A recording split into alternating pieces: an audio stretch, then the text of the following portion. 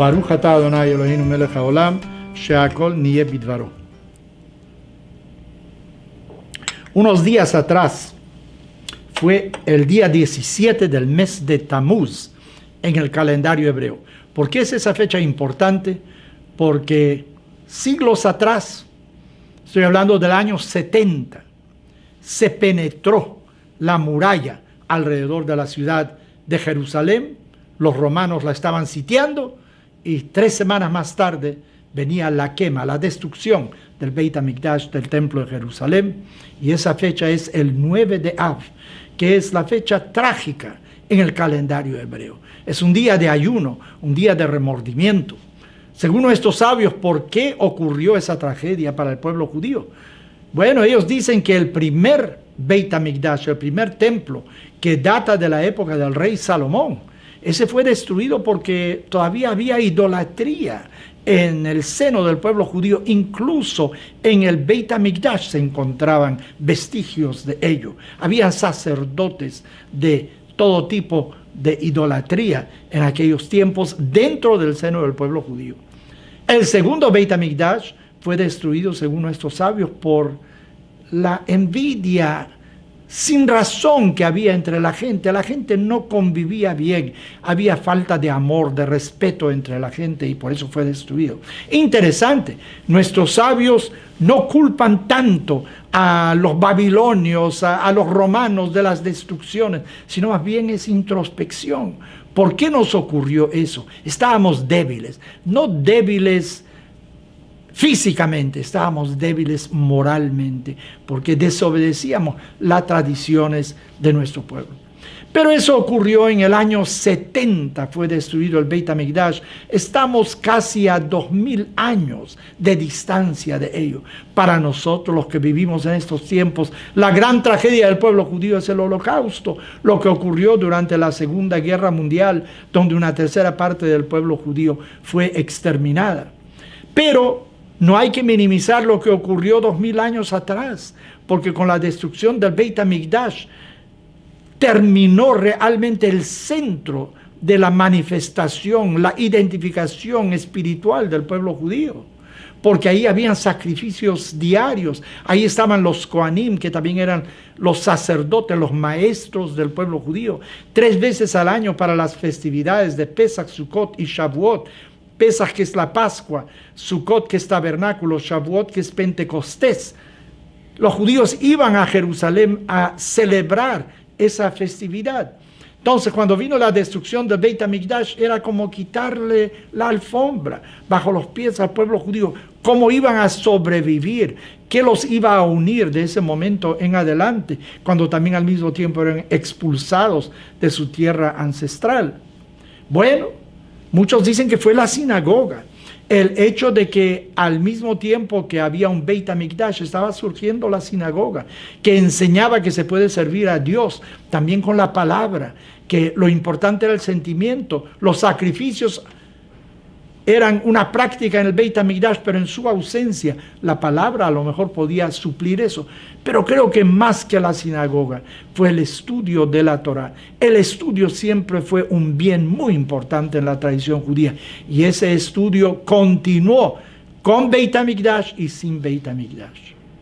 Yo quisiera reflexionar por un momento.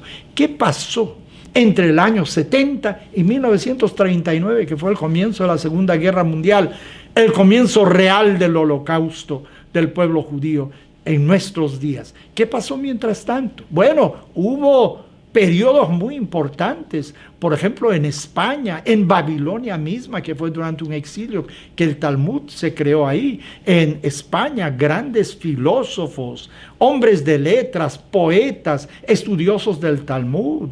En Francia, en Polonia, surgieron enormes mentes eruditos que dejaron un sello muy importante para la tradición judía. O sea que hubo una efervescencia durante todo ese periodo, pero también hubo enorme destrucción. Durante el periodo de las cruzadas, ciudades muy importantes, especialmente 3, se llaman las Kehilot Shum, Speyer, Magenza, fueron destruidos. En aquel entonces, Worms era la tercera, Wormaiza en hebreo, destruidos por los cruzados que violaban a las mujeres, quemaban las casas, hacían atrocidades, todo supuestamente en nombre de Dios. Hay una plegaria en Rosh Hashanah y Yom Kippur que se llama Unetanet Tokef, que es tal vez la más solemne de ese día. Y dice que un tal Amnón de Mainz, quien la compuso, porque él era muy amigo del obispo, pero el obispo quería que se convierta al cristianismo y él rehusó. Entonces le cortaron los brazos, le cortaron las piernas y cuando estaba ya agonizando, él pidió que lo llevaran a la sinagoga y en la sinagoga él recitó ese poema, en realidad, que habla sobre vida y muerte, que todo está en las manos de Dios. Ese fue lo que se hizo en aquel entonces. Hay una plegaria que se llama Abarajamim, Dios misericordioso, que recitamos todos los sábados. Yo voy muchas veces en Nueva York a una sinagoga que se llama Kehilat Yeshurun. Ahí, por ejemplo, cuando viene esa plegaria, el rabino anuncia, póngase de pie, vamos a recitarlo en unísono. Y dice, estamos recitando eso en memoria de los 6 millones que fueron asesinados durante la Segunda Guerra Mundial y otras tragedias que acontecieron en la historia del pueblo judío. Pero esa plegaria también habla de las matanzas, de las cruzadas, de lo que ocurrió en aquel entonces. Pero eso no es todo. En 1242, 1242, algo por el estilo, 20 o 24 vagones llenos de manuscritos del Talmud y otras obras literarias judías fueron quemadas públicamente en París por órdenes de la iglesia y del rey al mismo tiempo, porque antes había una disputa pública entre un rabino y cristianos, y desde luego el vencedor era siempre el cristiano, y se hizo una quema pública. Incluso obras de Maimónides fueron quemados unos años antes, y hasta había rabinos que estaban contentos con esa quema también, y algunos dicen que la quema de 1242 se debió a que los rabinos no protestaron la otra quema de las obras de Maimónides, porque no todo el mundo estaba de acuerdo con Maimónides. Estamos hablando del siglo XIII. Ustedes saben que la imprenta se inventó en el siglo XV. O sea que un manuscrito en aquel entonces era algo precioso. Probablemente muchas obras se perdieron por siempre en aquella quema, que no fue la única quema pública de obras del pueblo judío. O sea, estamos hablando de cosas que no se pueden recuperar. Ustedes saben que la revolución de Lutero no se hubiera dado sin la imprenta, porque todos sus manifiestos inmediatamente se podían publicar. Leer la Biblia, tener acceso a la Biblia, eso solo pudo ser posible a través de la imprenta, porque se podía entonces tener muchísimos ejemplares de la Biblia, cada uno podía llegar a tener un ejemplar de la Biblia. Estamos hablando entonces de una historia de repetidas persecuciones, exilios, o sea, Tisha B'Av, la destrucción del Beit HaMikdash, es emblemática, pero no es la única destrucción. El pueblo judío tuvo auges, pero al mismo tiempo tuvo destrucción. Pregunta, ¿por qué tenemos destrucción? La verdad es que no sé. La Kabbalah habla de un fenómeno que se llama Shevirat HaKelim, que algunos receptáculos, no sé cómo explicarlo, se destruyeron, explotaron, y así es como vino el universo. El universo es el resultado de una gran explosión. Pareciera que sin destrucción no hay crecimiento.